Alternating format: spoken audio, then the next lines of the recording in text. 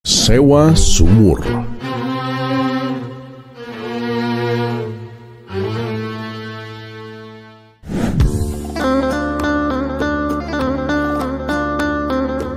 Assalamualaikum warahmatullahi wabarakatuh. Semoga semua kebaikan terlimpah kepada kita semua.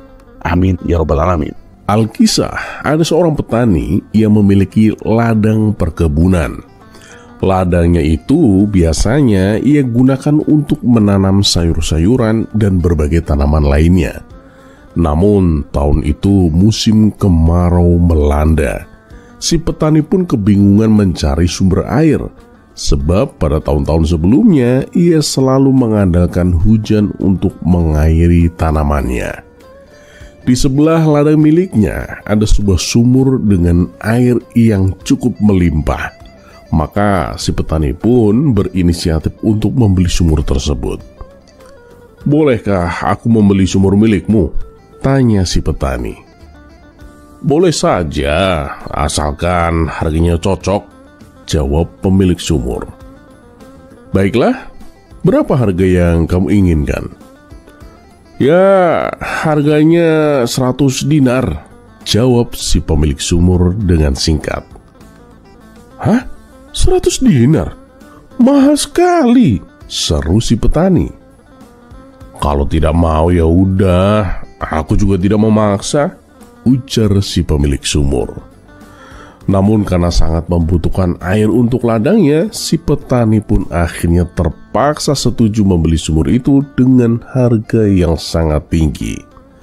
Ternyata pemilik sumur tersebut seorang yang licik. Ia ingin mengambil keuntungan lebih. Dan keesokan harinya, saat si petani hendak mengambil air, tiba-tiba si pemilik sumur menegurnya. "Hei, aku kan hanya menjual sumurnya, bukan airnya. Air itu masih milikku. Jadi kalau kamu mau mengambil airnya, kamu juga harus membayar." Si petani pun terkejut dan protes. "Apa-apaan ini? Aku kan sudah membeli sumur dengan harga tinggi. Seharusnya air di dalamnya juga menjadi milikku." Namun si pemilik sumur pun masih saja ngotot. "Oh tidak, perjanjiannya kan hanya sumur, bukan airnya. Jadi air itu ya tetap menjadi milikku." Akhirnya pertengkaran pun pecah, hingga warga sekitar pun berdatangan dan mulai menengahi. Sudah, lebih baik masalah ini dibawa ke pengadilan," saran salah seorang warga. Mereka pun pergi ke rumah Tuan Hakim. Namun Tuan Hakim juga bingung memutuskan perkara tersebut. Maka ia memanggil Abu Nawas untuk dimintai bantuan. Dan tak lama kemudian Abu Nawas pun datang. "Apa masalah kalian?" tanya Abu Nawas. Si petani kemudian menjelaskan. "Begini Tuan Abu, aku kan sudah membeli sumur darinya. Tapi setelah ku beli, aku tidak boleh mengambil airnya. Padahal aku sudah membayar mahal Tuan Abu." Abu Nawas pun menoleh ke pemilik sumur. "Benar begitu? Apa alasanmu?" Pemilik sumur itu pun menjawab, "Ya, benar. Kan saat ia membeli, perjanjiannya hanya sumur Tuan Abu, bukan airnya. Jadi air itu ya tetap menjadi milikku Tuan Abu." Abu Nawas pun mengernyit. Dalam hati ia tahu orang itu sangat licik. Namun ia punya siasat cerdik untuk membuatnya merasa kapok. "Baiklah, yang dikatakan pemilik sumur itu memang benar adanya. Air itu tetap menjadi miliknya. Jadi kalau kamu mau mengambil air, kamu harus membayar," kata Abu Nawas. Si petani pun kaget bukan kepalang. "Apa? Ini tidak adil Tuan Abu." Pemilik sumur itu pun tertawa puas, merasa menang. "Lihat sendiri kan, keputusan Tuan Abu itu memang sangat adil," katanya sombong. Tunggu dulu," kata Abu Nawas menukas. "Aku kan belum selesai bicara. Air di dalam sumur itu memang masih menjadi milikmu. Tapi kan sumurnya adalah milik si petani. Jadi aku perintahkan kamu untuk segera mengeluarkan semua airmu dari dalam sumur itu. Dan ingat, jangan sampai ada setetes pun yang tersisa. Tapi itu tidak mungkin, Tuan Abu, seru pemilik sumur panik. Kalau begitu, jawab Abu Nawas tegas, kamu harus membayar sewa tempat, sebab airmu berada di dalam sumur milik si petani.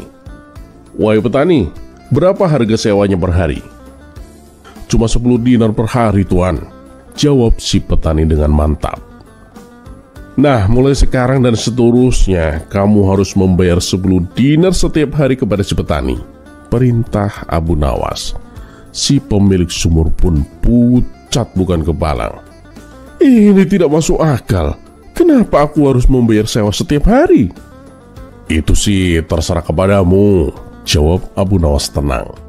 Kalau kamu masih ngotot air itu menjadi milikmu, maka kamu harus membayar sewa. Kecuali kalau kamu ikhlaskan air itu menjadi milik si petani. Dan akhirnya dengan wajah yang kecewa, pemilik sumur itu pun menyerah. Baiklah, air itu biarlah menjadi miliknya. Si petani pun tersenyum lega. Padahal awalnya ia mengira bahwa Abu Nawas itu tidak adil. Ternyata itu hanyalah siasat untuk memperdaya pemilik sumur yang licik. Dan berkat kecerdikan Abu Nawas, rencana jahat si pemilik sumur pun gagal total.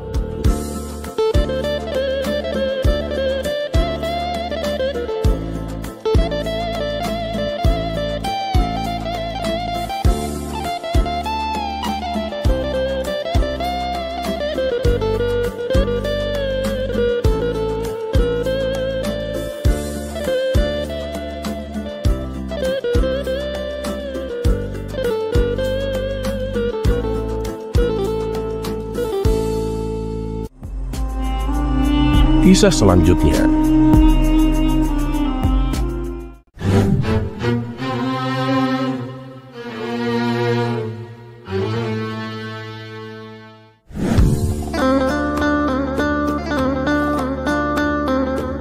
Sudah seminggu, Abu Nawas pusing gara-gara perseteruan kepala distrik Karada dengan imam masjid setempat. Rais Al-Dairah Ismail Al-Barmasi Al-Baghdadi, penguasa distrik Karada di bagian Baghdad Selatan, membuat aturan semua masjid di daerah kekuasaannya hanya boleh menyalakan pengeras suara maksimal 30 menit. Dia berdalih bahwa selain suara azan yang merdu dan syahdu, suara-suara lain hanya membuat bising dan mengganggu masyarakat. Apalagi jika pengeras suara diaktifkan sejak pukul 3 dini hari, padahal subuh baru tiba pukul 5. Rais Ismail Al-Barmasi sebenarnya hanya ingin bersikap bijak dan menampilkan Islam dengan penuh kesejukan. Meski Muslim adalah mayoritas, banyak juga penganut Kristen, Sabi'in, Yahudi, terutama Majusi tinggal di Karada. Bayangkan, jika orang-orang yang tidak ada hubungannya dengan kewajiban sholat subuh ini harus terganggu. Kita sering bilang, Islam adalah rahmatan lil alamin, agama yang penuh kasih sayang kepada seluruh makhluk. Tapi bagaimana mau disebut rahmatan lil alamin jika menara-menara masjid menebarkan suara bising selain azan? Suara azan itu sudah kencang 5 kali sehari setiap pagi buta sampai pagi buta lagi. Suara azan itu bagus dan memang harus terus kita kumandangkan. Tapi bagaimana dengan suara-suara di luar azan itu? Tanya Ismail dengan bijak. Namun tidak semua masyarakat menerima argumentasi Ismail. Syekh Yunus, imam masjid terbesar di Karada, menolak keras. Syekh Yunus berdalih bahwa menggunakan pengeras suara adalah bagian dari agama, dan karena itu penggunaannya tidak boleh dibatasi. Dia tidak peduli saat diberitahu bahwa pengeras suara itu adalah bid'ah, bahwa di zaman Nabi tidak pernah menggunakan pengeras suara. Dia tidak peduli apakah suara bising dari menara masjid mengganggu tidur masyarakat non-muslim atau tidak. Pokoknya dia yakin semakin keras suara dakwah di menara, semakin kencang dia terbang ke surga. Sebenarnya tak hanya non-muslim yang terganggu, kaum muslim di Karada juga banyak yang terganggu. Maklum, sejak pukul 3 pagi, suara Syekh Yunus sudah mengudara. Padahal ya suaranya tidak terlalu merdu juga. Ya hanya saja karena tubuh Syekh Yunus tinggi besar, lagi pula dia selalu berteriak-teriak setiap kali diajak berdiskusi. Penduduk Karada lebih memilih untuk diam.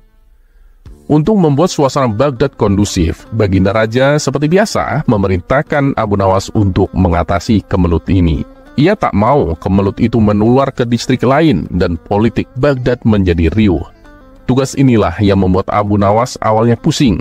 Tapi bukan Abu Nawas jika tak bisa mengatasi persoalan ini. Diam-diam sejak 5 hari lalu ia mulai sholat berjamaah di masjid pimpinan Syekh Yunus. Semua gerak-gerik imam masjid itu diperhatikannya. Abu Nawas yang cerdik ini mengikuti setiap aktivitas Syekh Yunus layaknya seorang intelijen profesional. Syekh Yunus tentu saja tidak tahu kalau dirinya sedang diawasi. Setelah jamaah bubar, Syekh Yunus tidak langsung pulang. Ia mendekati anjing hitam di halaman masjid sambil berteriak, "Woi, anjing siapa ini?" Abu Nawas yang memang menunggu momen ini buru-buru menghampiri sang imam sambil pura-pura terkejut. "Oh maaf wahai Tuan Imam, itu anjing saya." "Kamu bawa anjing ke masjid? Kamu gak tahu bahwa hewan ini najis? Islam melarang pemeluknya memelihara anjing. Barang siapa yang memelihara anjing, dia akan dikutuk malaikat." "Sabar Pak Haji," jawab Abu Nawas dengan lemah lembut. "Tapi kalau membawa anjing dikutuk malaikat, berarti pemuda Ashabul Kahfi juga dikutuk malaikat. Kan mereka membawa anjing, tapi masuk surga?" Syekh Yunus terdiam. Dia baru tersadar bahwa Al-Quran mengabadikan kisah pemuda saleh Ashabul Kahfi yang tidur di gua bersama anjing, bukan dengan kucing, apalagi kambing. "Tuan Imam, ini itu bukan anjing sembarangan," lanjut Abu Nawas yang merasa sudah di atas angin. "Anjing ini keturunan langsung dari anjing yang tidur bersama Ashabul Kahfi. Di antara anjing-anjing yang lain, ini yang paling rajin beribadah dan bertasbih kepada Allah." "Ah, kamu sudah gila ya? Mana ada anjing beribadah kepada Allah?" tanya imam masjid sedikit emosi. Abu Nawas buru-buru membacakan dalilnya dalam Al-Quran surat Al-Isra ayat 44. Bahwa semua penghuni langit dan bumi, tentu termasuk anjing, bertasbih kepada Allah Subhanahu wa Ta'ala. Hanya saja umat manusia tidak mengerti tasbih mereka. Tak lama anjing di depan mereka menggonggong, lalu Abu Nawas mendekatkan kupingnya ke arah anjing itu. "Anjing ini kirim salam kepada Pak Haji," kata Abu Nawas menirukan bisikan anjing di sampingnya. "Tapi dia juga kirim salam kepada perempuan yang Pak Haji ajak jalan-jalan ke pasar 3 hari lalu." Syekh Yunus tentu saja terkejut. Dari mana anjing itu tahu 3 hari lalu dia mengajak jalan seorang perempuan ke pasar? Abu Nawas paham lelaki di depannya terkejut bukan main, tapi dia pura-pura santai.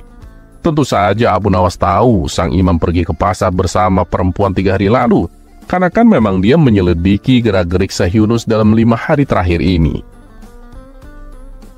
"Gila, dari mana anjing itu tahu? Tapi begini, kamu harus percaya sama saya. Saya sama sekali nggak melakukan perbuatan tercela dengan perempuan itu. Dia itu hanya saya rayu agar mau menikah dengan keponakanku yang berdagang di pasar," kata Syekh Yunus menjelaskan. Tak lama anjing itu kembali menggonggong. Lagi-lagi Abu Nawas berpura-pura mendengarkan bisikan si anjing. "Kata anjing ini sih, sebaiknya kursi dan meja yang Pak Imam beli di pasar 2 hari lalu ditaruh di rumah saja. Jangan dititip di masjid, haram. Itu sama saja korupsi rumah Allah," kata Abu Nawas. Lagi-lagi Syekh Yunus terkejut. "Gila, dari mana anjing ini tahu kalau aku baru saja beli perabot rumah dan aku titipkan di masjid?" gumam Syekh Yunus dalam hati sambil menggeleng-gelengkan kepalanya. Abu Nawas hampir tertawa, tapi dia cepat buang muka.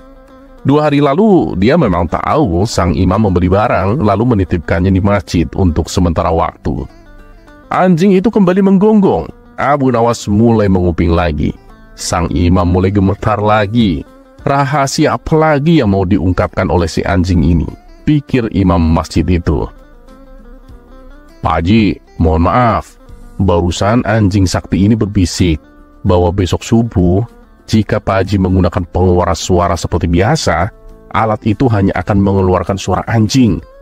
Nah, sebaiknya Pak Haji hati-hati Nanti masyarakat menduga kalau Pak Haji itu main-main dengan agama. Kata Abu Nawas sambil melepas rantai anjing itu lalu pergi. Syekh Yunus diam mematung, pikirannya berkecamuk. Bagaimana mungkin seekor anjing bisa menebak masa lalu dan masa depannya? Ini gawat, pikirnya. Saat asar tiba, dia mulai ragu menggunakan pengeras suara. Berkali-kali dia mencobanya terlebih dahulu untuk memastikan bukan suara anjing yang keluar. Saat maghrib tiba, kegelisahannya pada pengeras suara bertambah. Bahkan dia hampir saja tidak berani menggunakan pengeras suara saat azan Isya. Usai sholat Isya berjamaah, sang imam tidak bisa tidur. Dia bengong di masjid. Ketika jam menunjukkan pukul 3 dini hari, tidak seperti biasanya, ia tak berani beranjak ke mihrab. Syekh Yunus tak bisa membayangkan satu distrik Karada geger jika dari menara masjidnya terdengar suara anjing menggonggong. Ketika subuh tiba, sang imam benar-benar tak berani menyentuh pengeras suara itu. Dia lalu azan sekencang-kencangnya tanpa pengeras suara. Masyarakat yang biasanya tiba di masjid agak terlambat karena dimanja oleh pengeras suara malah datang lebih awal. Mereka ingin tahu mengapa suara menggelegar Syekh Yunus pagi itu tak terdengar di menara masjid. Apakah pengeras suaranya rusak atau sang imam masjid sedang sakit? Lebih herannya lagi saat mereka melihat Syekh Yunus azan tanpa pengeras suara. Usai sholat, jamaah mengerumuni sang imam yang bingung apa yang harus dia jawab. Jika dikatakan pengeras suaranya rusak, jamaah akan tahu kalau ia berbohong.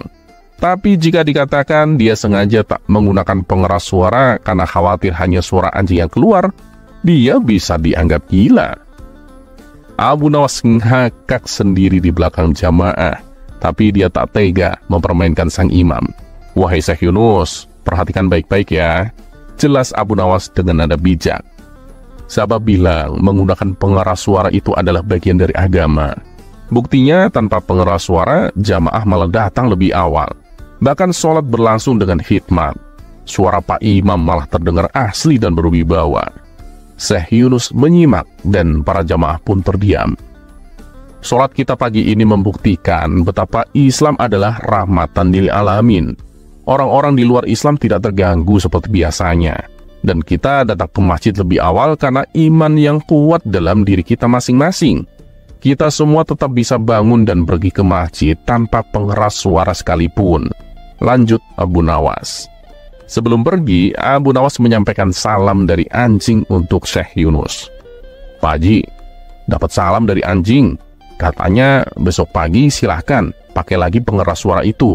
Tapi hanya untuk azan dan sholat. Selebihnya hati-hati deh Pak Haji. Kata Abu Nawas hampir ngakak.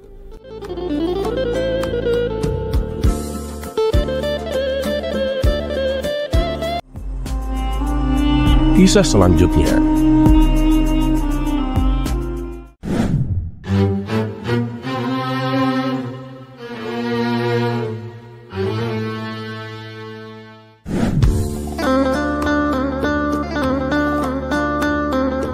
Pada suatu hari, Baginda Raja memanggil Abu Nawas ke istana. Wajah Baginda Raja terlihat kusut seperti kain yang habis dijemur tapi lupa disetrika. Ia sedang galau karena rakyatnya terpecah pendapat. Sebagian ingin mengadakan pesta besar-besaran untuk merayakan tahun baru, sementara sebagian lagi merasa itu cuma buang-buang uang. Abu Nawas panggil Baginda Raja dengan suara berat sambil memijat pelipisnya. Apa yang harus kita lakukan? Haruskah kita merayakan tahun baru atau tidak, Abu Nawas? Abu Nawas yang baru saja mencium aroma makanan lezat dari dapur istana mendekat dengan penuh penasaran. Hamba di sini untuk membantu Paduka, tapi izinkan hamba bertanya, apakah tahun baru itu milik kita saja atau milik semua makhluk di dunia ini, Paduka? Baginda Raja mengernyitkan dahi. Ya, tentu saja milik semua makhluk lah, Abu Nawas. Jawabnya sambil mencoba mengikuti arah pikiran Abu Nawas.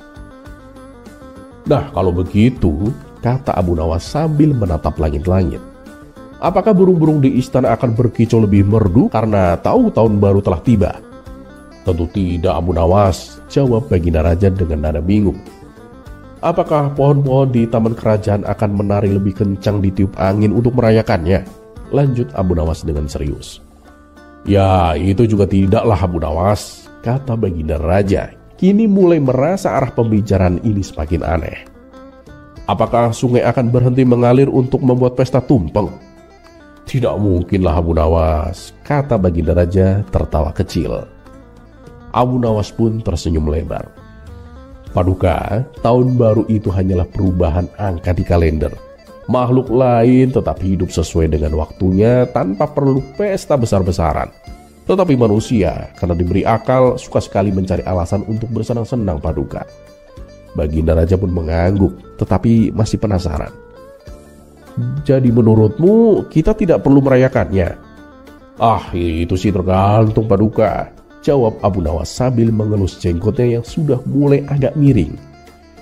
Jika pesta itu membawa manfaat seperti mempererat persaudaraan atau mengingatkan rakyat untuk bersyukur, maka merayakannya tidak salah, Paduka.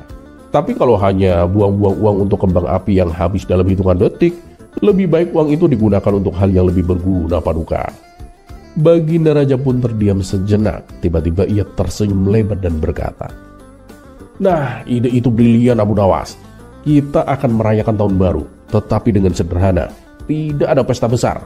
Sebaliknya, kita gunakan sebagian dana untuk membantu rakyat yang membutuhkan." Namun, seorang menteri yang terkenal suka pesta tiba-tiba berdiri. "Paduka, kalau tanpa pesta besar, bagaimana rakyat tahu bahwa kita adalah kerajaan yang kaya raya, Paduka?" Abu Nawas pun menatap sang menteri dengan tatapan penuh arti. "Tuan Menteri, orang kaya sejati tidak perlu pamer. Sama seperti mangga yang matang, ia akan harum dengan sendirinya. Tapi kalau dipaksa pamer, biasanya justru busuk di dalam." Semua yang hadir pun tertawa, termasuk Baginda Raja. Menteri itu hanya bisa duduk dengan wajah merah padam. Akhirnya tahun baru dirayakan dengan sederhana. Rakyat berkumpul untuk makan bersama, berbagi cerita dan bersyukur atas tahun yang telah berlalu.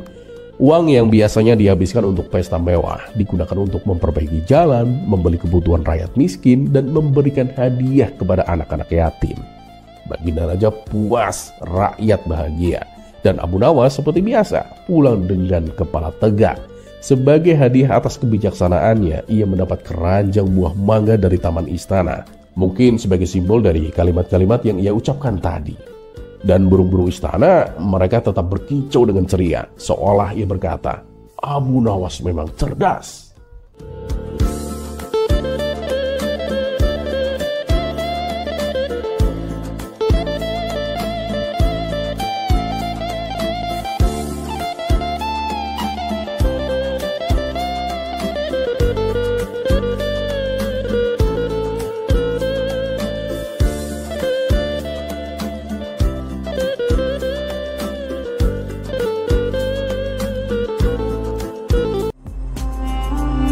Kisah selanjutnya. Pada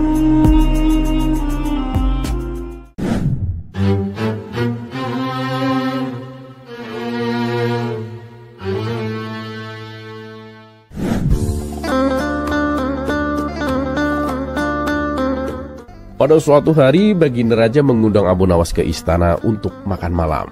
Saat semua tamu sudah berkumpul, Baginda Raja tiba-tiba membuka topik yang agak aneh. "Abu Nawas," kata Baginda Raja sambil mengusap jenggotnya, "aku penasaran, kenapa manusia itu mudah merasa iri, Abu Nawas?" Semua tamu terdiam menunggu jawaban dari Abu Nawas yang selalu cerdik. Tapi kali ini bukannya langsung menjawab, Abu Nawas malah memakan buah kurma dengan santai. Baginda Raja pun mulai cemas. "Abu Nawas, apakah kamu tak punya jawaban? Atau jangan-jangan kamu juga merasa iri kepada orang lain?" Abu Nawas pun tertawa kecil. "Tenang, Paduka, saya akan memberikan jawaban, tapi bukan dengan kata-kata. Besok pagi undang semua rakyat berkumpul di alun-alun, Paduka. Saya akan tunjukkan kenapa manusia mudah iri." Dengan rasa penasaran, Baginda Raja pun setuju. Dan keesokan harinya, alun-alun dipenuhi oleh rakyat yang ingin tahu kejutan dari Abu Nawas. Ketika Baginda Raja dan para menteri istana datang, Abu Nawas berdiri di tengah kerumunan dengan membawa 2 kantong besar.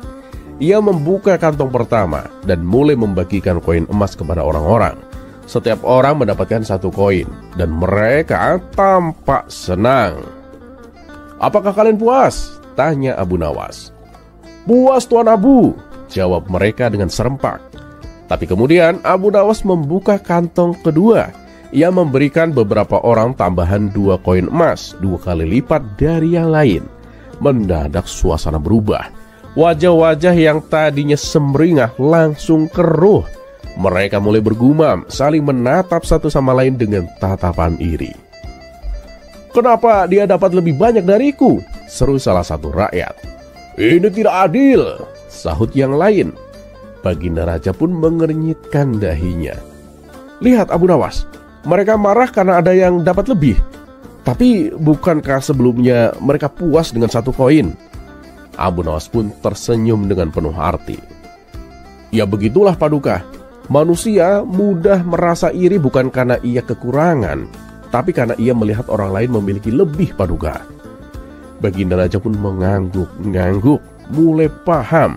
Tapi kemudian Abu Nawas menambahkan, "Dan anehnya lagi Paduka, semakin banyak manusia mengeluh, semakin banyak masalah yang mereka hadapi. Iri itu seperti menggali lubang, semakin dalam semakin sulit untuk keluar." Baginda Raja tertawa puas dan berterima kasih atas pelajaran berharga pada hari itu. Para rakyat pun sadar bahwa kebahagiaan itu tak datang dari apa yang dimiliki oleh orang lain. Sejak saat itu, Baginda Raja selalu mengingat ucapan Abu Nawas bahwa bahagia itu bukan soal punya paling banyak, tapi tentang bersyukur dengan apa yang ada. Dan tentu saja Abu Nawas seperti biasa pulang dengan kantong penuh hadiah. Tapi kali ini tak ada yang merasa iri kepadanya, karena mereka semua sudah tahu rahasianya. Kisah selanjutnya.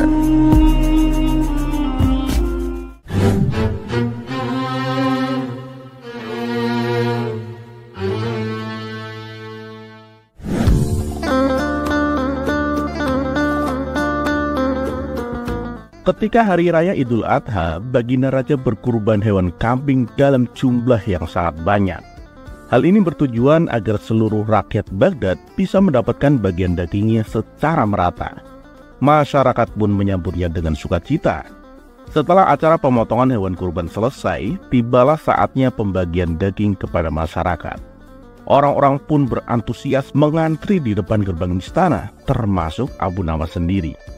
Ketika datang giliran Abu Nawas, Baginda Raja bukan memberinya daging kambing, melainkan sekantong tepung gandum. Tentu saja Abu Nawas menolaknya. Ia pun bertanya kepada Baginda Raja, "Paduka yang mulia, ini kenapa saya diberi tepung gandum, sementara mereka semua diberi daging kambing?" Baginda Raja kemudian membalas, "Aku lakukan ini karena aku sayang dan peduli kepadamu, Abu Nawas." Abu Nawas pun heran mendengarnya. "Sayang? Sayang bagaimana maksud Paduka?" tanya Abu Nawas. "Bukankah kamu punya riwayat penyakit darah tinggi? Aku khawatir Abu Nawas, nanti penyakitmu jadi kambuh," jawab Baginda Raja. Disinilah Abu Nawas baru mengetahui bahwa Baginda Raja sengaja ingin mengerjainya. "Sejak kapan aku punya penyakit darah tinggi?" gerutu Abu Nawas dalam hati. Tapi namanya saja Abu Nawas, ia pantang mundur sebelum mendapatkan apa yang diinginkannya. Dengan akal cerdiknya, ia berusaha mengelabui rajanya itu. "Kalau Paduka memberi saya tepung gandum, justru Paduka itu tidak sayang kepada saya. Karena tepung gandum itu lebih berbahaya daripada daging kambing, Paduka," kata Abu Nawas. "Maksudmu bagaimana, Abu Nawas?" tanya Baginda Raja. "Apakah Paduka tidak tahu kalau tepung gandum itu lebih cepat memicu darah tinggi dibandingkan daging kambing?" jelas Abu Nawas. "Pendapat dari mana itu? Atau jangan-jangan itu hanya karanganmu saja?" balas Baginda Raja. "Ini sudah terbukti loh Paduka," ujar Abu Nawas. "Baik, kalau kamu bisa membuktikannya, aku akan memberimu hadiah yang banyak. Tapi syaratnya harus masuk akal. Tapi kalau kamu tidak bisa membuktikannya, kamu akan aku hukum," terang Baginda Raja. Kemudian terlintas di benak Abu Nawas untuk balik mengerjai rajanya. Siap Paduka yang mulia. Saya tidak akan membuktikannya kepada orang lain, tapi langsung kepada Paduka sendiri. Kita akan bersama-sama membuktikannya agar Paduka lebih yakin. Apakah Paduka bersedia? Tanya Abu Nawas. Baginda Raja pun menyanggupinya, dan menurutnya ini akan lebih baik karena ia tidak akan tertipu oleh kecerdikan Abu Nawas. Maka dimulailah penelitian uji coba antara Abu Nawas dan Baginda Raja. Pada hari pertama, Baginda Raja dan Abu Nawas duduk dalam satu meja. Baginda Raja diberi hidangan berupa roti dari hasil adonan tepung gandum, sementara Abu Nawas diberi hidangan berupa gulai kambing. Pada hari kedua, Baginda Raja diberi roti yang sama dan Abu Nawas diberi sop kambing. Pada hari ketiga, Baginda Raja masih diberi hidangan berupa roti satu piring, sedangkan Abu Nawas diberi hidangan kambing guling. Tiba-tiba Baginda Raja naik darah. Ia membanting piring hingga pecah berantakan sambil marah-marah. Apa-apaan ini Abu Nawas? Setiap hari aku selalu diberi roti gantung, sedangkan kamu selalu makan daging kambing, bentak Baginda Raja penuh emosi. Abu Nawas hanya cengengesan mendengarnya. Hal ini membuat Baginda Raja bertambah emosi. Kamu jangan meledekku Abu Nawas. Katakan, apa maksud dari perbuatanmu ini? Tanya Baginda Raja. Dengan tenang Abu Nawas menjawab. Nah, sekarang Paduka sudah membuktikannya sendiri bahwa tepung gandum itu lebih cepat mengakibatkan tekanan darah tinggi ketimbang daging kambing. Bagaimana? Apakah Paduka sudah percaya? Baginda Raja yang tadinya emosi seketika tersadar dan berubah menjadi tawa. Sialan kamu Abu Nawas, ternyata aku masih saja dikelabui, kata Baginda Raja sambil tertawa. Dan sesuai dengan kesepakatan, Abu Nawas pun diberi hadiah pundi-pundi uang dan seekor kambing sebagai gantinya jatah daging kurban. Kisah selanjutnya.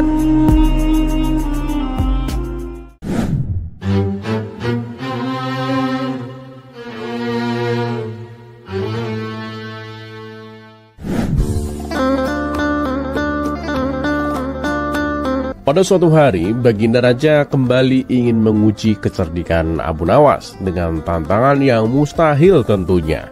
Ia memerintahkan pengawal istana untuk memanggil Abu Nawas, dan tak lama kemudian Abu Nawas pun datang menghadap.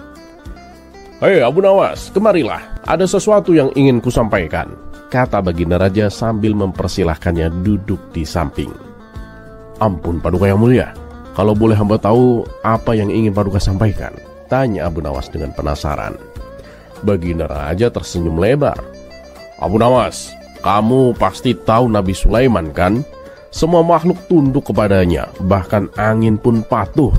Dengan angin sebagai kendaraannya, Nabi Sulaiman bisa terbang kemana saja Abu Nawas.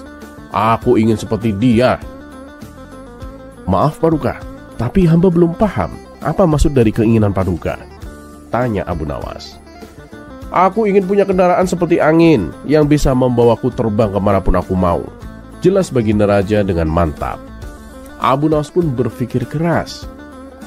Paduka, yang dimiliki Nabi Sulaiman itu mukjizat. Mukjizat hanya diberikan kepada para nabi Paduka. Nah itulah mengapa aku memanggilmu Abu Nawas, seru Baginda Raja. Aku tugaskan kamu untuk mencari kendaraan yang bisa membuatku terbang Abu Nawas. Abu Nawas pun merasa tertantang.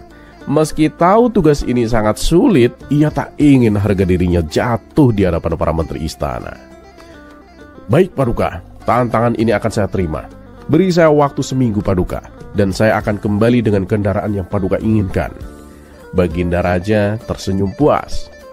Nah gitu, kalau berhasil aku akan memberimu 100 dinar. Tapi awas, kalau sampai gagal, kamu harus memandikan semua kuda istana selama sebulan. Setuju? Setuju Paduka, jawab Abu Nawas dengan percaya diri. Hari-hari pun berlalu, namun Abu Nawas masih belum menemukan solusinya. Hingga malam terakhir ia masih kebingungan. Sepertinya kali ini aku akan kalah, pikirnya dengan lesu.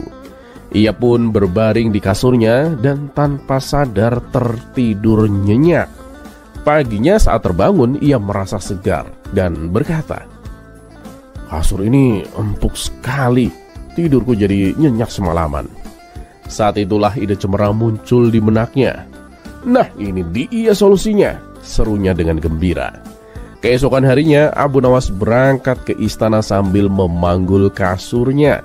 Sepanjang perjalanan, orang-orang tertawa melihat tingkah Abu Nawas. "Hei Abu Nawas, untuk apa kau bawa kasur ke istana?" tanya seorang warga sambil tergelak. "Oh ini untuk Baginda Raja," jawab Abu Nawas dengan santai. "Kamu sudah gila ya? Kasur jelek begitu dibawa ke istana," ledek mereka. Tapi Abu Nawas tak menghiraukannya sama sekali. Dan setibanya di istana, Baginda Raja langsung bertanya, "Bagaimana Abu Nawas? Apakah kamu sudah mendapatkan kendaraannya?" "Sudah Paduka, ini aku bawakan," jawab Abu Nawas sambil menunjukkan kasurnya. Baginda Raja mengernyit. "Maksudmu kasur ini?" "Benar Paduka," jawab Abu Nawas dengan yakin. Baginda Raja menatap kasur itu dengan rasa curiga. "Baiklah, aku akan mencobanya. Tapi kalau gagal, kamu tahu apa hukumanmu?" "Silahkan Paduka," ujar Abu Nawas dengan tenang. Baginda Raja pun duduk di atas kasur, tapi kasur itu tak bergerak sama sekali. "Loh, kenapa kasurnya diam saja Abu Nawas? Bukannya kamu bilang ini bisa membuatku terbang?" "Bukan kasurnya yang salah Paduka, cara Paduka menaikinya yang salah," jawab Abu Nawas sambil tersenyum. "Oh, lalu bagaimana cara yang benar Abu Nawas?" tanya Baginda Raja dengan penasaran. "Caranya mudah Paduka. Paduka cukup berbaring di atas kasur ini hingga tertidur. Nanti Paduka akan dibawa terbang ke alam mimpi. Bukankah itu yang Paduka inginkan?" jelas Abu Nawas. Mendengar jawaban itu, Baginda Raja terdiam sejenak, lalu meledak dalam tawa. "Dasar kamu Abu Nawas, kamu memang cerdik luar biasa." Semua orang di istana pun ikut tertawa terbahak-bahak. Akhirnya Baginda Raja mengakui kecerdikan Abu Nawas, dan sesuai janji, ia memberikan hadiah 100 dinar kepada Abu Nawas. Sekali lagi, Abu Nawas berhasil menyelesaikan tantangan mustahil dengan cara yang konyol dan cerdas. Kisah selanjutnya.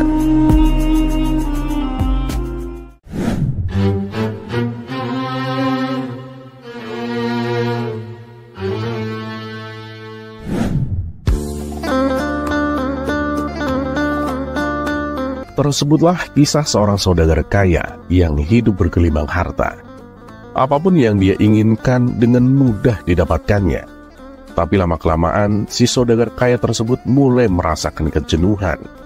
Harta yang berlimpah tak bisa lagi membuatnya bahagia. Meskipun senantiasa dikelilingi oleh orang-orang, tapi ia tetap merasakan kesepian. Banyak cara sudah ia lakukan, tapi tetap saja rasanya hidupnya seperti ada yang kurang.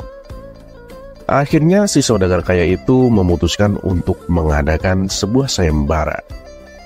Siapapun yang bisa membuat dirinya bahagia akan mendapatkan separuh dari kekayaannya. Dan tidak butuh waktu lama, sayembara tersebut dengan cepat menyebar sampai ke pelosok negeri. Dengan imbalan yang sebesar itu, orang-orang pun berduyun-duyun mendatangi rumah saudagar kaya untuk mengikuti sayembara. Dimulai dari peserta yang pertama. Untuk membuat si saudagar kaya itu merasakan bahagia, ia mengajaknya berburu di hutan yang penuh dengan hewan buruan. Awalnya si saudagar begitu antusias untuk mengikuti perburuan itu. Segala peralatan berburu ia siapkan dengan matang. Namun saat dalam perburuan, entah kenapa, si saudagar tak menemukan kebahagiaan dalam hatinya. Belum juga setengah hari ia memutuskan untuk pulang. Peserta pertama pun dianggap gagal. Kemudian giliran peserta kedua. Esok harinya ia mengajak si saudagar kaya itu untuk mengunjungi tempat yang penuh dengan wanita-wanita cantik. "Coba lihat Tuan, semua wanita di sini cantik-cantik. Silahkan, Tuan pilih mana saja yang Tuan inginkan," kata peserta kedua. "Ya cantik memang, tapi aku sudah berjanji pada almarhum istriku kalau aku tidak akan menikah lagi," ujar si saudagar. Tapi bukankah Tuan ingin kebahagiaan? Kalau menurut saya, sebenarnya yang bikin Tuan tidak bahagia itu karena Tuan tidak punya istri, ucap peserta kedua. Sekarang aku sudah tidak membutuhkan wanita. Kalaupun aku mau, sudah dari dulu aku menikah lagi, kata si saudagar. Dan peserta kedua pun dianggap gagal. Lalu datanglah peserta ketiga. Ia mengajak si saudagar kaya ke sebuah tempat yang dipenuhi dengan pemandangan indah. Di tempat tersebut juga terdapat sungai yang airnya mengalir sangat jernih dengan dipenuhi ikan-ikan yang menawan. Mari Tuan, kita mandi di sungai ini, ajak peserta ketiga. Si saudagar pun menuruti permintaannya, karena ia merasa tidak ada salahnya kalau mencoba. Toh dia sendiri juga tidak tahu hal semacam apa yang akan membuatnya bahagia. Ia pun mandi di sungai bersama peserta ketiga. Gimana Tuan? Pemandangannya sangat indah bukan? Kita bisa menikmatinya sambil berendam di sungai ini. Atau kita juga bisa duduk santai di pinggir sungai sambil menghirup udara segar Tuan, kata peserta ketiga. Namun lagi dan lagi, reaksi yang ditambahkan si saudagar kaya itu sama seperti sebelum-sebelumnya. Ia tak menunjukkan rasa bahagianya dan masih saja terlihat murung. Walhasil, peserta ketiga pun dianggap gagal juga. Begitulah seterusnya. Dari sekian banyak peserta, tak ada satupun yang berhasil membahagiakan si saudagar kaya. Sementara itu, di tempat lain, Abu Nawas yang sedang duduk asik di depan rumahnya dihampiri oleh tetangganya. Tetangganya ini memberitahu perihal sayembara yang diadakan oleh si saudagar kaya. Kasihan Abu Nawas, si saudagar itu, meskipun hidupnya bergelimang harta, tapi tak menemukan kebahagiaan, kata tetangganya. Cobalah kamu ikut sayembara itu Abu Nawas. Lumayan loh hadiahnya, setengah dari kekayaan si saudagar kaya itu. Atau minimal bantulah dia Abu Nawas, lanjut si tetangga. Oh ya benar juga ya. Baiklah, besok aku akan coba ke sana untuk mengikuti sayembara, timpal Abu Nawas. Dan singkat cerita, datanglah Abu Nawas ke kediaman si saudagar kaya. Tuan, mari ikut saya. Akan saya tunjukkan apa itu kebahagiaan yang sebenarnya, ajak Abu Nawas. Apa kamu yakin bisa? Jangan-jangan kamu sama saja seperti peserta-peserta sebelumnya, tanya saudagar kaya. Percayalah Tuan, karena tujuanku kemari bukan semata-mata untuk mendapatkan hadiah, tapi saya juga ikhlas untuk membuat Tuan bahagia, balas Abu Nawas. Akhirnya si saudagar itu pun menerima ajakan Abu Nawas. Mereka berdua pergi menuju tebing yang sangat curam dan berbahaya. Si saudagar pun merasa aneh, karena peserta sebelumnya semua berusaha menunjukkan hal-hal yang indah untuk membuat dirinya bahagia. Tapi kok Abu Nawas malah mengajaknya ke tebing yang sangat curam? Bahkan orang biasa pun tak akan mau datang ke situ. Setelah beberapa saat, di tengah-tengah pendakiannya, tiba-tiba si saudagar terpleset dan akan jatuh ke jurang. Abu Nawas, tolong! Teriak si saudagar kaya. Dengan sigap, Abu Nawas langsung menangkap kedua tangan si saudagar kaya itu. Cepat tarik aku, jangan biarkan aku jatuh Abu Nawas, kata si saudagar sambil bergelanyutan di tangan Abu Nawas. Kalau saya lepaskan tangan Tuan, apakah Tuan akan bahagia? Tanya Abu Nawas. Jangan Abu Nawas, tolong selamatkan aku, minta si saudagar kaya. Kalau saya angkat Tuan, apakah Tuan akan bahagia? Tanya Abu Nawas kembali. Iya Abu Nawas, aku akan bahagia. Cepat angkat aku, jawab si saudagar kaya. Kemudian Abu Nawas segera menarik kedua tangan si saudagar. Dan setelah diangkat, si saudagar pun langsung merasa lega dan bahagia. Gila Abu Nawas, untung kamu selamatkan aku, ujar si saudagar dengan nafas yang masih terengah-engah. Dan tampak jelas ekspresi lega dan bahagia di wajahnya. Tuan, izinkan saya sedikit menasehati Tuan. Sebenarnya tidak adanya kebahagiaan pada diri Tuan, karena Tuan itu kurang mensyukuri nikmat yang telah Tuan terima. Mungkin Tuan punya banyak harta berlimpah, tapi Tuan lupa ada satu yang lebih berharga dari semua itu, yaitu nyawa Tuan sendiri. Terbuktikan tadi, hanya akan jatuh ke jurang saja, Tuan takutnya bukan main. Bagaimana kalau Tuan akan jatuh ke jurang api neraka? Oleh sebab itulah, gunakan sisa hidup Tuan dengan sebaik-baiknya. Selagi nyawa Tuan masih ada, Tuan jangan menuruti hawa nafsu yang ingin selalu bahagia di dunia. Bukankah dunia ini hanya sementara, sedangkan kebahagiaan yang kekal adalah kelak di akhirat? Tutur Abu Nawas. Ya, kamu benar Abu Nawas. Lalu apa yang harus aku lakukan? Tanya si saudagar kaya. Beribadalah dengan tekun Tuan, sedekahkanlah hartamu, bantu fakir miskin dan anak-anak yatim, tolonglah saudaramu yang dalam kesulitan. Disitulah Tuan akan merasakan kebahagiaan dan akan menolong diri Tuan sendiri dari jurang api neraka, kata Abu Nawas menasehati. Maka sejak saat itu si saudagar menjadi orang yang sangat dermawan. Ia juga rajin beribadah. Hatinya pun kini menjadi tenang dan bahagia. Akhirnya kebahagiaan yang dicarinya selama ini telah ia temukan berkat nasihat dari Abu Nawas.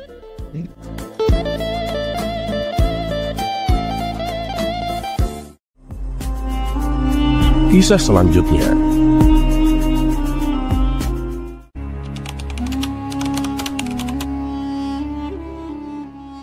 Mimpi buruk yang dialami baginda Raja Harun ar-Rasyid tadi malam menyebabkan Abu Nawas diusir dari negeri kelahirannya sendiri. Abu Nawas tidak berdaya. Bagaimanapun ia harus segera menyingkir meninggalkan negerinya tercinta hanya karena mimpi. Masih jelas terngiang-ngiang kata-kata baginda Raja di telinga Abu Nawas. Tadi malam aku bermimpi ketemu dengan seorang lelaki tua. Ia mengenakan jubah putih. Ia berkata bahwa negeriku akan ditimpa bencana bila orang yang bernama Abu Nawas masih tetap tinggal di negeri ini. Ia harus diusir dari negeri ini sebab orang itu membawa kesialan. Ia boleh kembali ke negerinya dengan syarat tidak boleh dengan berjalan kaki, berlari, merangkak, melompat-lompat, dan menunggang unta atau binatang tunggangan yang lainnya, kata baginda Raja kepada Abu Nawas. Akhirnya dengan bekal yang diperkirakan cukup, Abu Nawas pun mulai meninggalkan rumah dan istrinya. Istri Abu Nawas hanya bisa mengiringi kepergian suaminya dengan derayan air mata. Sudah 2 hari penuh Abu Nawas mengendarai untanya. Bekal yang dibawanya mulai menipis. Abu Nawas tidak terlalu meratapi pengusiran dirinya dengan kesedihan yang terlalu mendalam. Sebaliknya, Abu Nawas merasa bertambah yakin bahwa Tuhan Yang Maha Perkasa akan segera menolongnya keluar dari kesulitan yang sedang melilit pikirannya. Bukankah tiada seorang teman pun yang lebih baik daripada Allah Subhanahu wa Ta'ala dalam saat-saat seperti itu? Pikir Abu Nawas di dalam hati.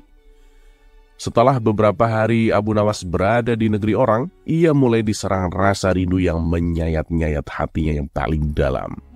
Rasa rindu itu semakin lama semakin menderu-deru seperti dinginnya jumharir, sulit untuk dibendung. Memang tak ada jalan keluar yang lebih baik daripada berpikir. Apakah dengan akal harus melepaskan diri? Apakah aku akan meminta bantuan orang lain dengan cara menggendongku dari negeri ini sampai ke istana baginda? Tidak akan ada seorang pun yang sanggup melakukannya. Aku harus bisa menolong diriku sendiri tanpa melibatkan orang lain, pikir Abu Nawas. Pada hari ke-19, Abu Nawas tidak lagi mengindahkan larangan baginda Raja Harun ar-Rasyid. Setelah segala sesuatunya dipersiapkan, Abu Nawas berangkat menuju ke negerinya sendiri. Perasaan rindu dan senang menggumpal menjadi satu. Kerinduan yang selama ini melucut-lucut semakin menggila, karena Abu Nawas tahu sudah semakin dekat dengan kampung halaman. Mengetahui Abu Nawas bisa pulang kembali, penduduk negeri gembira. Desas-desus tentang kembalinya Abu Nawas segera menyebar secepat bau semerbak bunga yang menyerbu hidung. Kabar kepulangan Abu Nawas juga sampai ke telinga baginda Raja Harun ar-Rasyid. Baginda juga merasa gembira mendengar berita itu, tetapi dengan alasan yang sama sekali berbeda. Rakyat gembira melihat Abu Nawas pulang kembali karena mereka mencintainya. Sedangkan Baginda Raja gembira mendengar Abu Nawas pulang kembali karena beliau merasa yakin kali ini pasti Abu Nawas tidak akan bisa mengelak dari hukuman. Namun Baginda amat kecewa dan merasa terpukul melihat cara Abu Nawas pulang ke negerinya. Baginda sama sekali tidak pernah membayangkan kalau Abu Nawas ternyata pulang dengan cara bergelanyut di bawah perut unta, sehingga Abu Nawas terlepas dari sanksi hukuman yang akan dijatuhkan, karena memang tidak bisa dikatakan telah melanggar larangan Baginda Raja, karena Abu Nawas tidak mengendarai unta atau binatang tunggangan. Kisah selanjutnya.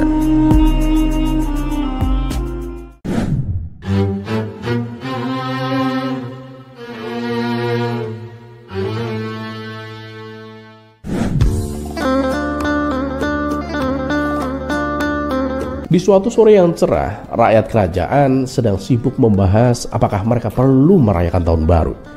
Para pedagang di pasar ingin mengadakan pesta kembang api untuk menarik pembeli, sementara para petani lebih memilih menyimpan uang mereka untuk benih musim tanam.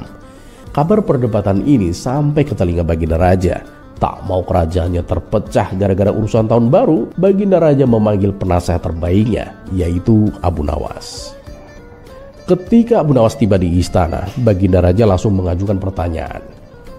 Abu Nawas, menurutmu haruskah kita merayakan tahun baru? Aku tak ingin membuat keputusan yang akan membuat rakyat kecewa, Abu Nawas. Abu Nawas pun tersenyum. Paduka yang mulia, hamba pikir keputusan ini tidak semudah memilih antara siang dan malam. Izinkan hamba memberikan sebuah ujian kecil kepada rakyat untuk melihat apakah mereka benar-benar membutuhkan pesta tahun baru, Paduka. Baginda Raja pun mengangguk penuh minat. Baiklah Abu Nawas, apa idemu? Abu Nawas pun kemudian mengumpulkan perwakilan dari semua golongan, pedagang, petani, prajurit, dan para bangsawan. Di hadapan mereka, ia meletakkan satu peti besar berisi koin emas di tengah aula istana. Baiklah sahabat-sahabatku, kata Abu Nawas sambil tersenyum lebar. Kalian boleh mengambil koin ini sesuka hati, tapi ingat, setiap koin yang kalian ambil harus digunakan untuk sesuatu yang bermanfaat bagi orang lain. Kalau tidak, koin itu akan berubah menjadi debu di tangan kalian saat fajar tahun baru tiba. Rakyat yang mendengarnya langsung heboh. Para pedagang mulai merencanakan pesta meriah, sementara para petani sibuk berpikir untuk membeli peralatan. Namun ada juga yang bingung. Bagaimana jika aku menggunakan koin ini untuk membeli makanan pesta, tapi orang lain tidak datang? Bukankah itu sia-sia? Tanya salah satu pedagang. Dan jika aku menggunakan koin ini untuk membeli benih, apakah itu cukup bermanfaat bagi orang lain? Tanya seorang petani.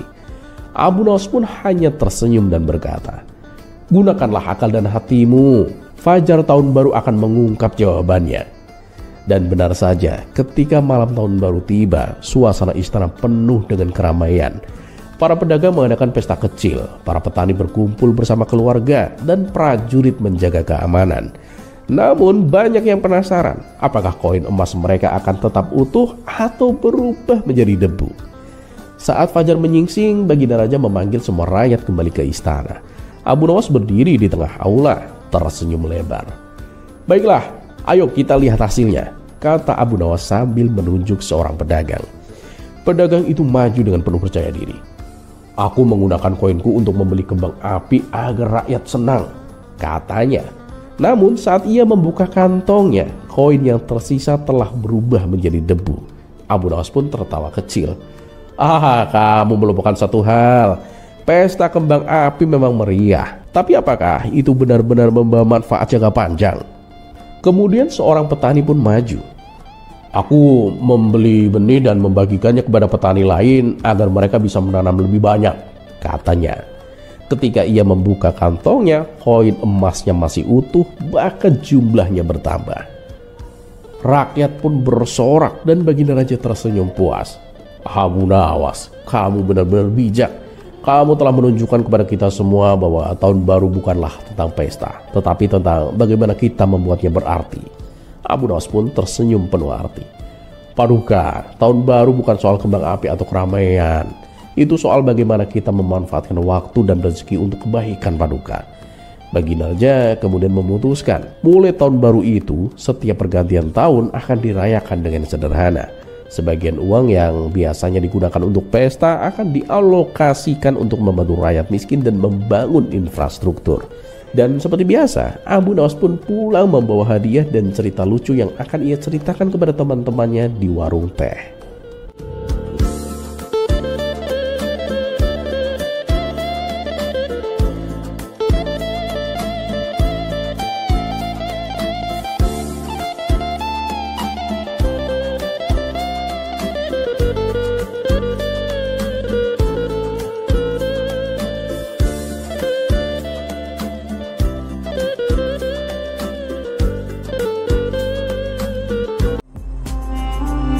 Kisah selanjutnya.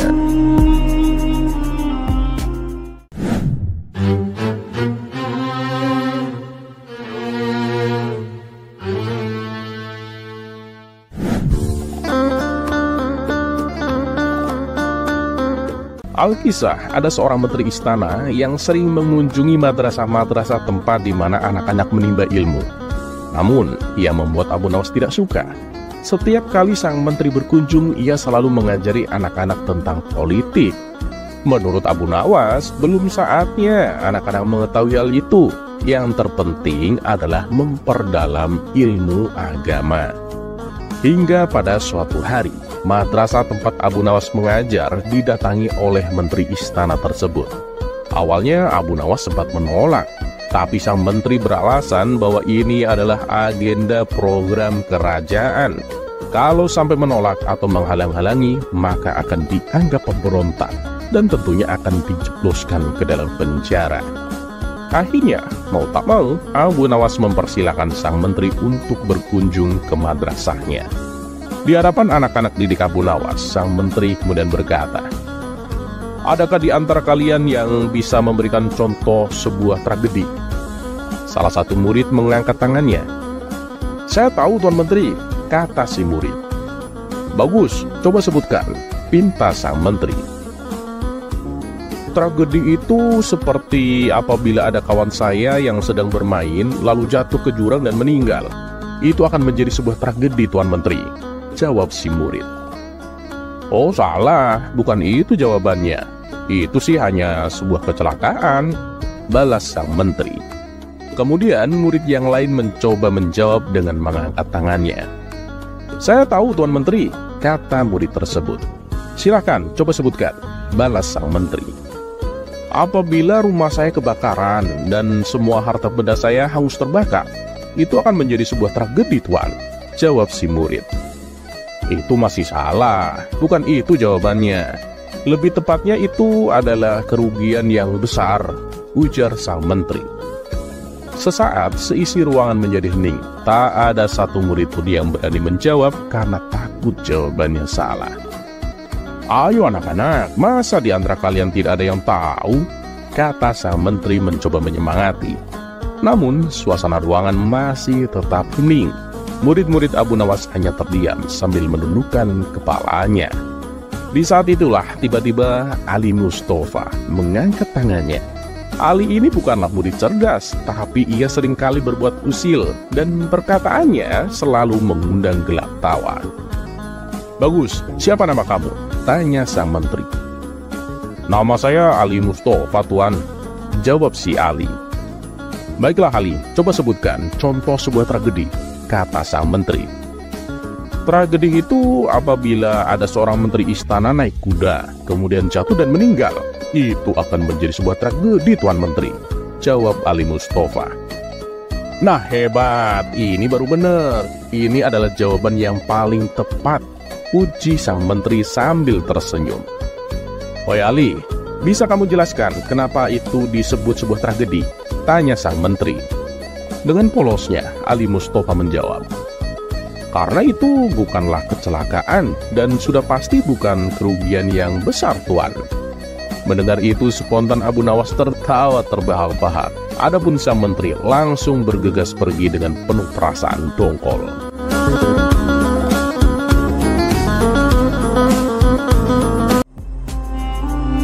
Kisah selanjutnya.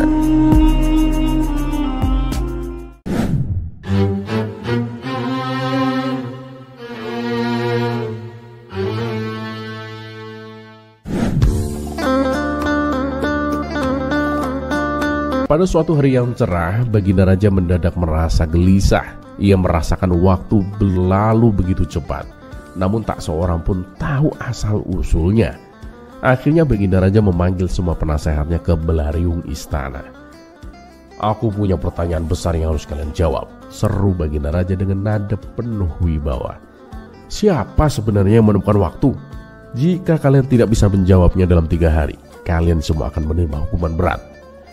Ruangan itu pun langsung dipenuhi wajah-wajah pucat. Para penasehat saling pandang, bingung. Bagaimana mungkin mereka menjawab pertanyaan yang tak pernah terlintas sebelumnya. Di tengah kepanikan itu, Abu Nawas berdiri dengan santai. "Paduka yang mulia, izinkan saya mengambil tugas ini, Paduka," katanya sembari tersenyum. "Apakah kamu yakin, Abu Nawas?" tanya Baginda Raja dengan nada tidak percaya. "Tenang saja, Paduka. Saya akan membawa jawabannya dalam 3 hari," jawab Abu Nawas sambil membungkuk hormat. Begitu pengumuman raja tersebar, seluruh negeri gempar. Para penasehat dan ilmuwan sibuk mencari jawaban. Ada yang membuka kitab-kitab kuno, ada yang mengamati bintang-bintang, bahkan ada yang mencoba menghitung detik dengan tetesan air hujan. Namun Abu Nawas justru terlihat sedang duduk santai di pasar, menikmati segelas teh sambil bermain catur dengan seorang tukang roti. Seorang penasehat yang kebetulan lewat pun mendekatinya. "Abu Nawas, apa kamu tidak takut? Baginda Raja bisa menghukummu jika kamu gagal," kata penasehat itu dengan cemas. Abu Nawas pun tertawa. "Apa aku harus takut? Bukankah waktu sendiri belum ditentukan? Jadi aku masih punya waktu." Penasehat itu pun menggeleng, bingung dengan sikap santai Abu Nawas. Lalu ia pun pergi. Pada hari kedua, Abu Nawas memutuskan pergi ke hutan. Ia mengamati matahari yang perlahan bergerak ke langit, mendengar suara gemercik air sungai, dan memperhatikan bayangan yang berubah sepanjang hari. Seorang pengawal istana yang kebetulan lewat pun menghampirinya. "Abu Nawas, apa yang kau lakukan di sini? Waktu terus berjalan, tapi kamu malah berleha-leha." Abu Nawas pun tersenyum bijak. "Nah, justru itu jawabannya. Waktu tidak ditemukan, tetapi ia berjalan. Aku sedang belajar memahami waktu melalui alam." Pengawal itu pun menggaruk kepalanya, tak memahami maksud dari Abu Nawas. Lalu ia melanjutkan perjalanannya. Hari penentuan pun tiba. Semua penasehat dan ilmuwan berkumpul di belariung istana, membawa teori-teori yang rumit. Beberapa membawa peta bintang, jam pasir, bahkan alat-alat aneh yang tidak dimengerti oleh orang lain. Baginda Raja duduk di singgasananya dengan wajah yang serius. Ia menunjuk satu persatu penasehat untuk memberikan jawaban. Seorang penasehat maju dengan membawa buku besar. "Paduka yang mulia, waktu itu ditemukan oleh seorang filsuf besar yang menandai pergerakan bintang-bintang di langit, Paduka," katanya dengan penuh percaya diri. Baginda Raja pun mengernyitkan dahinya. "Jadi waktu hanya ada karena bintang. Lalu apa yang terjadi sebelum bintang ada?" Penasehat itu pun terdiam, tidak bisa menjawab. Penasehat lain mencoba keberuntungannya. "Paduka yang mulia, waktu ditemukan oleh para ilmuwan kuno yang menciptakan jam matahari, Paduka." Baginda Raja pun menggeleng. Jam matahari itu kan hanya alat. Lalu siapa yang menemukan waktu sebelum jam itu ada? Satu persatu teori-teori rumit ditolak oleh Baginda Raja. Akhirnya giliran Abu Nawas tiba. Ia maju tanpa membawa apa-apa, hanya senyuman di wajahnya. "Abu Nawas, kamu tidak membawa alat atau kitab. Bagaimana kamu bisa menjawab?" tanya Baginda Raja. Abu Nawas pun membungkuk dengan hormat. "Ampun, Paduka yang mulia. Jawaban saya itu sederhana, Paduka. Tidak ada yang menemukan waktu, karena waktu sudah ada bahkan sebelum manusia ada, Paduka. Waktu itu bukan sesuatu yang ditemukan, melainkan sesuatu yang kita ikuti. Matahari terbit, bulan muncul, hari berganti. Itulah waktu, Paduka." Baginda Raja pun terdiam. Ia merenungkan jawaban Abu Nawas, lalu tersenyum lebar. "Luar biasa, Abu Nawas. Jawabanmu sederhana, tetapi sangat dalam. Kamu sekali lagi telah membuktikan kecerdikanmu, Abu Nawas." Sementara itu para penasehat lainnya hanya bisa menghela nafas panjang. Mereka merasa kalah telak oleh pemikiran Abu Nawas yang sederhana tetapi jenius. Setelah hari itu, Baginda Raja pun memutuskan untuk tidak lagi memusingkan hal-hal yang tak perlu. Waktu, kata Baginda Raja kepada rakyatnya, bukan untuk ditemukan, tetapi untuk dimanfaatkan dengan bijak. Dan seperti biasa, Abu Nawas pun pulang dengan hati ringan, membawa hadiah dari Baginda Raja, serta meninggalkan pelajaran yang tak terlupakan bagi semua orang.